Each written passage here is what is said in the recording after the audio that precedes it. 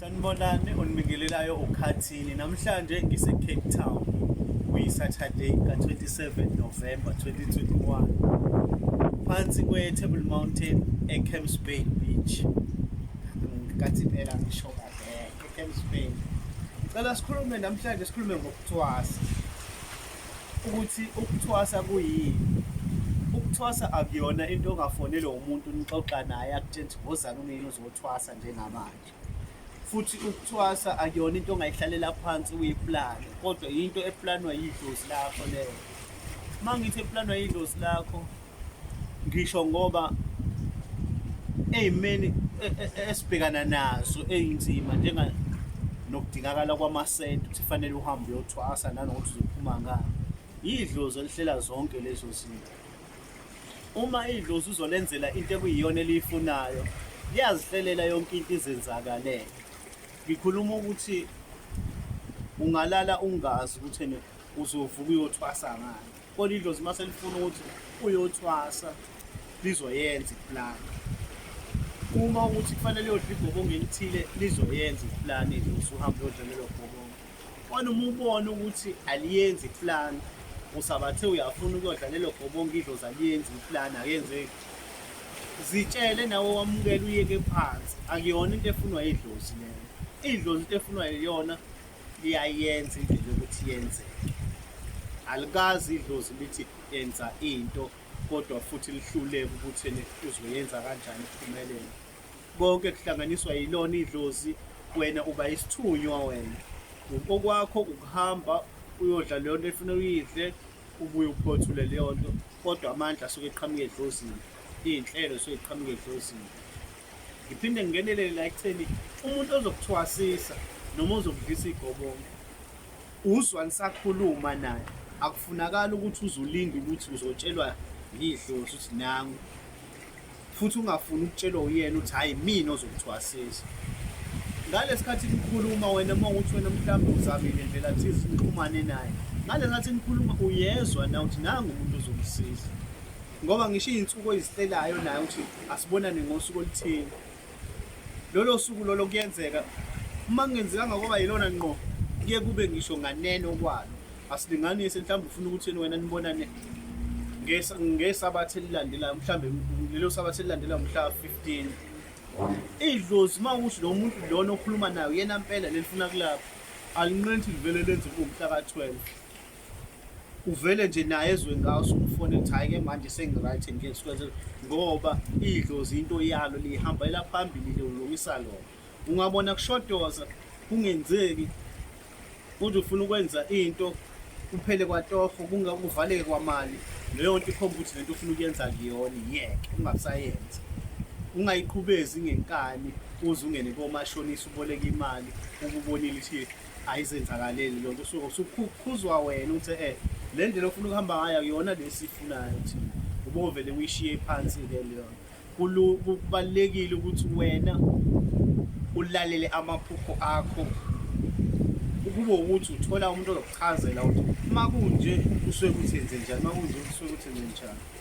Ungabizo yena umuntu, ngoba nalento futhi naye ngifuna ukuthi ngichaze nayo lento leyo ukuthi ulinde idlozi izokhuluma likutshengisa umuntu iney'gaba nayo. Kukhona ukuthi yenzeke okwangempela. Uma ukhonjiswa umuntu ozokwelapha, ngingakujabulela ukuthi uthathe isinqumo ngoba uboniswe umuntu ongamazi, ongakazi ukubona, ongakazi ufonelane naye, ongalazi igama lakhe, ongayazi inamba yakho. Ngoba kukhona abantu abakwazi ukuthi mekathula inamba yakho negama lakho nakukhuluma ukuthi ufuna ukukhuluma ubeke iy'nkinga zakho kuyena, abese yena ebuyele ekhosombeni lakhe esebenza phezu kwegama lakho, ekubiza wena ulokhu ufikelwa izinto zakhe ebusuku, kanti uyakukhafula ufikele into zakho ebusuku zikutshela ukuthi uyena umuntu ongakwelapha, ebese wena uyakuyena umuntu ongakwelapha, kanti ukubizile awusayanga ngokwelashwa ngoba ukhonjwe idlozi. Angithi sike sizwe kuthiwa khona into ekuthiwa izizwe. Izizwe lezi ziyakwazi ukuthi umuntu olaphayo agange azithumele ukuthi nasambe zilande abantu abazozothwasa kuyena. Noma wena mase kwazi igama lakho akuphephethe ngazo akubize ngazo, ulokuthi wena hayi idlozi lingikhombe kubani, idlozi lingikhombe kubani. Kodwa uthi likhombile kuyena, la ufika ubone khona ukuthi okay, yebo lingikhombile kuyena. la usufuna ubone khona ukuthi yidlozi ngempela noma bekuganga bekuyizizwe zakhe. Buka la ekutheni igazi liyavuma yini, buka la ekutheni manikhuluma nihlela kuyaqondana yini, manikhuluma nithi niyahlela kungaqondani ukuthi beko-date ingaqondani, even imali yakhe bekufanele ingene ukuthi uthemba ukuthi uzoyozisiza ngayo ingangeni, shiya phansi iy'nkomba zokuthi lezo akuyona into yangempela la, kuyona into yeqiniso. Enye into engifuna ukukhuluma ngayo, engifuna ukuthi ngicacisele abantu, njengoba ngisemanzini nje ngifuna ukukhuluma ngawo amanzi ukuthi uma kuthiwa umuntu unobizo lasemanzini noma kufanele azofakwa emanzini kwenziwa kanjani. Masithi umuntu ufanele azofakwa emanzini, njengoba ngangingasho ngelinye ilanga, kufuna la manzi aklini kanje, amanzi okwazi ukuthi umuntu abone phansi ukuze noma ezophahla ukhamba lakhe akwazi ukulibeka phansi alicindezele alishayele khona emanzini, ebese enza-ke iy'nto zakhe uma uthi uzoliphuza aphalaze khona lana aphinde athelwe ngalo khona lana. Abantu bajwayele ukukhala ngento eyodwa ukuthi bayesaba ukuya emanzini, bayesatshiswa kuthiwa emanzini kufanele ungene phakathi lena kufanele ucwile. Abanye baze basho ukuthi ngahamba nomuntu wangisa emanzini wafike wangicwilisa, wangicindezela phansi emanzini, wangicindezela, wangithandazela. Okay, okunye-ke lokho thina la kwinzuza asikwenzi ukufakana emanzini adiphi sicwilisane sithandaze. Uma siya ngenzuza suke siye siphethe igobongo lakhona, siyethemba into siyiphethe, suke singayeli koqagela ukuthi silosicindezelana emanzini sithandaza, sicindezele umuntu simbalela ukuthi kangaka. Sisuke siphethe imithi yethu siyofike sifake lapha emanzini kanjena nje aklini kahle kanje, uthelwe ngawo ngomuthi wakhona kube right. Le nto yokuthi uzongena emanzini kukhona inyoka, fanele ungene esigubhu esizibeni esinenyoka ucindezelwe, fanele uma ngabe uphakathi emanzini uzophuma nayo inyoka uyigaqile, ayikho leyo nto, amanga lawo.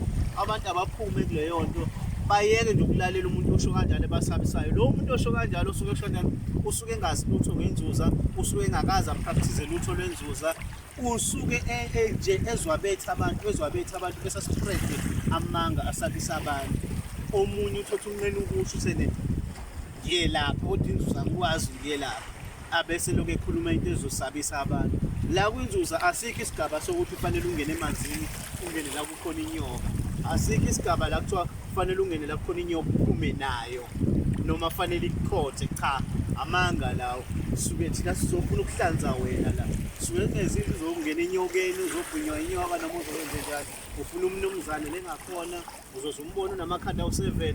Yonke leyo nto inobungane phakathi, into engekho le asisebenzisi la kwinzuzo. Abantu mabangasatshiswa abantu kuthiwa uzobuya nenyoka noma uzobhunywa inyoka kuyokwenza nabe sokwenzekile ukuthi bangabuyi kusuke kuyibona ukuthi basebenzisa amakhanda aqinile, bayisana la kushona khona, beyisana futhi mhlawumbe nempande yakhona abaphethe yona.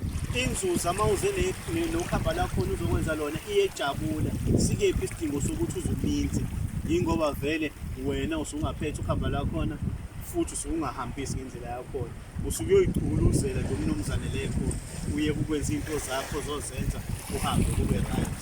Abantu abahlukane ney'nkolelo, abahlukane nokuhambe belalela abantu abakutshela into zamanga.